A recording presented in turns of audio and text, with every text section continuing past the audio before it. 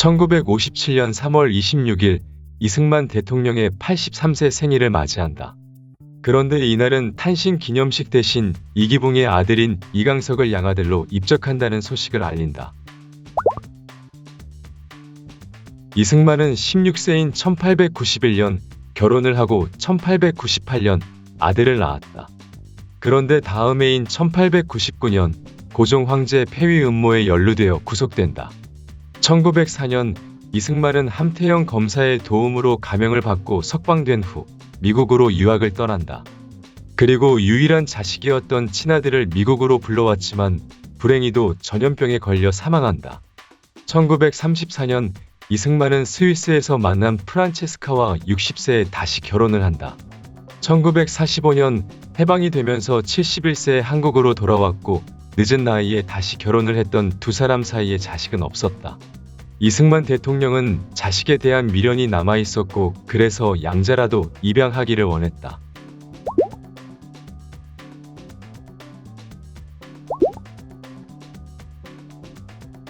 이승만 대통령은 주변에 괜찮은 사람이 있으면 양자로 추천을 해달라는 말을 하였으나 양자가 될 수 있는 조건이 있었다.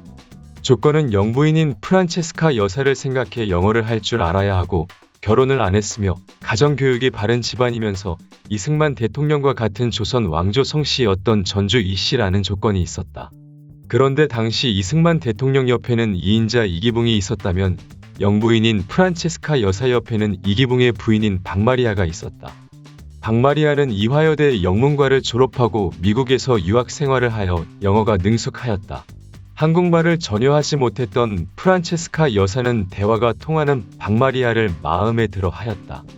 그래서 이승만 대통령이 당선되었을 때 이기붕은 비서실장이 되었고 박마리아는 프란체스카 여사의 비서가 되었다.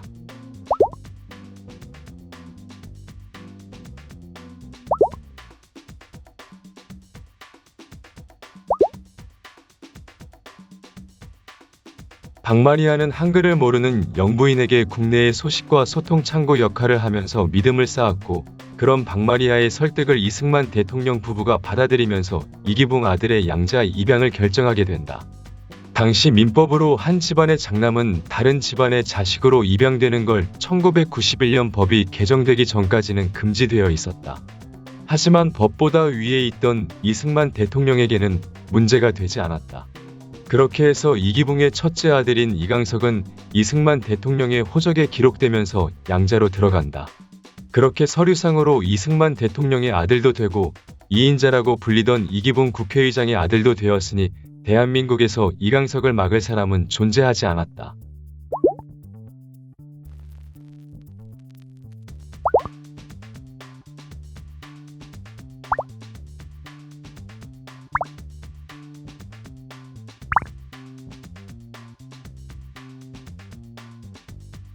이기붕이 아들 이강석을 이승만 대통령의 양자로 보내면서 여론 또한 이승만 대통령의 마음을 차지한 이기붕이 다음 후계자가 될 거라는 소문도 돌기 시작하였다.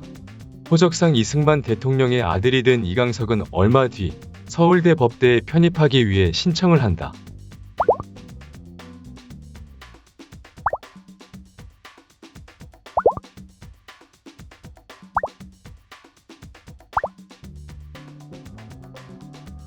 서울대는 이강석에게 정식으로 시험을 보고 입학하라는 말을 했지만 편입을 계속 요구하였고 서울대는 청강생으로 입학을 허가한다는 결정을 한다. 청강생은 입학시험을 치르지 않고도 돈만 주면 대학교에 수업을 들을 수 있었지만 졸업을 하여도 따로 정식 졸업장이나 석사, 박사 같은 학위가 나오지 않았다.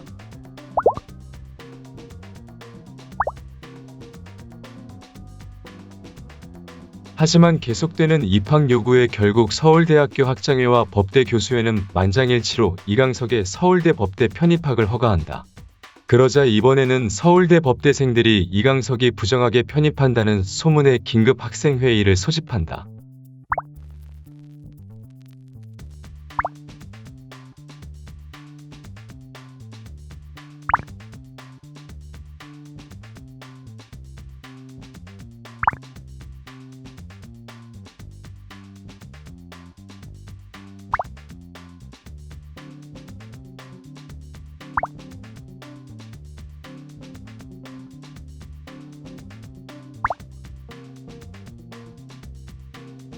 서울대 법대생들은 서울대의 이강석 입학을 취소해 달라는 요구를 하고 요구사항에 대한 답변이 있을 때까지 등교를 거부하기로 한다.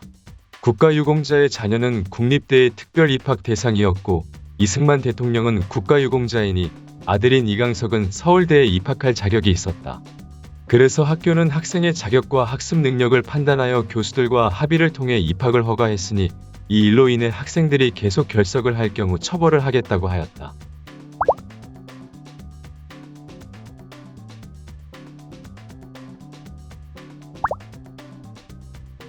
입학, 졸업은 총장의 결정 권한이었고 문교부 장관도 서울대의 결정이 맞다는 발표를 한다.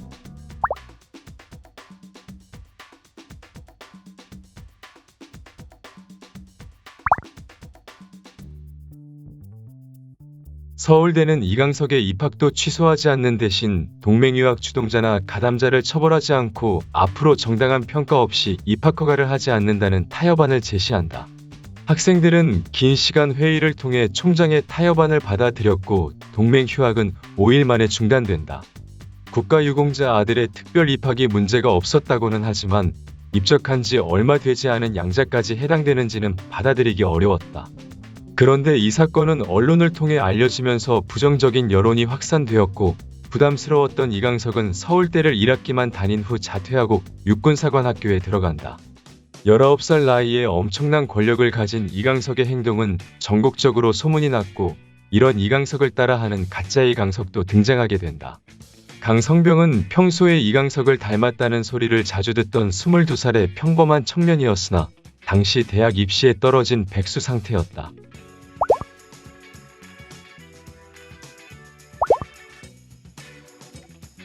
강성병은 자신과 닮았지만 다른 세상을 살고 있는 이강석을 따라하기로 한다. 1957년 8월 21일 태풍 아그네스가 남쪽으로 상륙해 육지에 피해를 입히고 북쪽으로 올라간다. 남쪽 지방이 태풍으로 인해 큰 피해를 입은 얼마 뒤인 8월 30일 강성병은 경주로 이동한다. 경주에 도착한 강성병은 경주경찰서로 연락을 한다.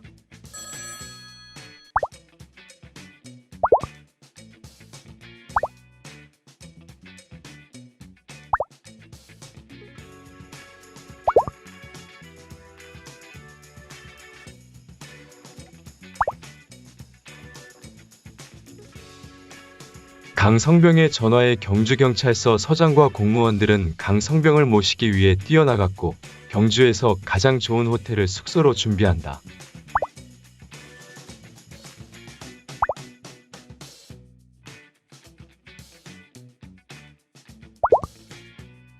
다음날 경찰서장과 공무원들은 강성병을 불국사와 경주 유적지 관광을 시켜주면서 기념 촬영과 함께 많은 선물까지 주었다.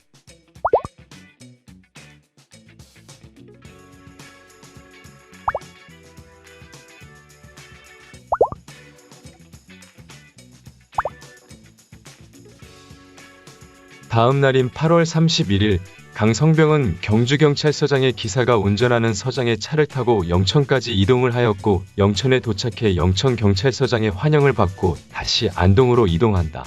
안동에 도착한 강성병은 다음 날 안동 지역의 시장, 군수, 읍장 등 공무원들과 만나게 된다.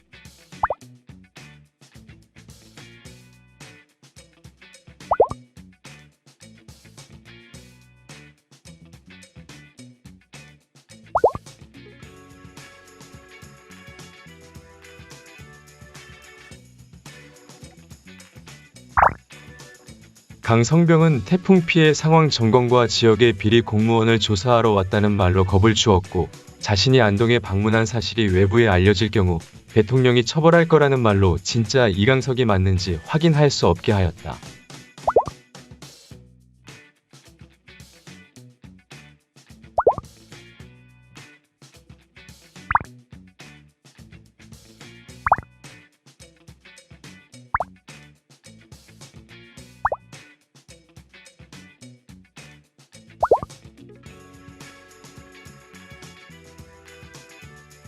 강성병은 태풍 피해를 입은 주민들을 돕는다는 이유로 성금을 요구하였고 공무원들은 대통령에게 잘 보여야 한다는 욕심에 성금을 모았다. 강성병은 다음 날인 9월 1일 봉화를 방문하고 대구로 이동하였다. 이렇게 지역을 돌며 대통령 아들 행세로 극진한 대접을 받았고 태풍 피해 성금이라는 명분으로 약 47만 원을 받아낸다. 당시 공무원 월급은 3, 4천 환이었고 대통령 월급은 10만 원 정도였으니 현재의 가치로 따지면 수억 원의 돈이었다. 대구에도 미리 연락을 받고 경북도청 사찰과장이 대기하고 있었고 숙소로 경상북도 도지사가 묵고 있는 도지사 관사로 안내한다.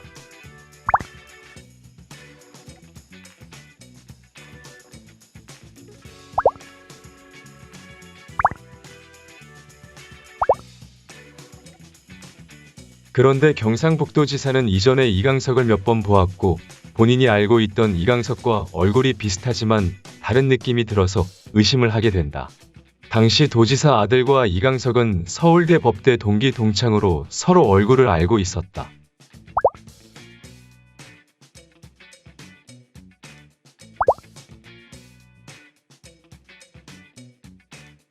도지사는 아들과 함께 진짜 이강석이 맞는지 확인하기로 한다.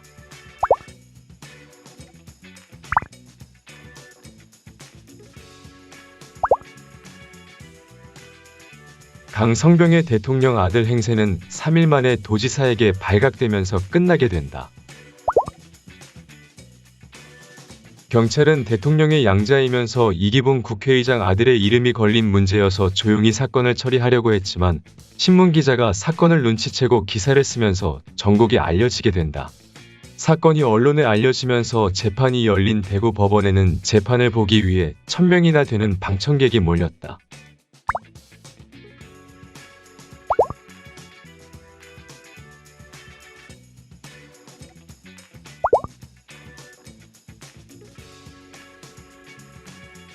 강성병은 재판에서 재미로 시작된 일로 인해 권력의 힘이 얼마나 대단한지를 경험했고 자신에게 잘 보이기 위해 뇌물을 주면서 아첨하던 공무원들의 행동을 비난하였다.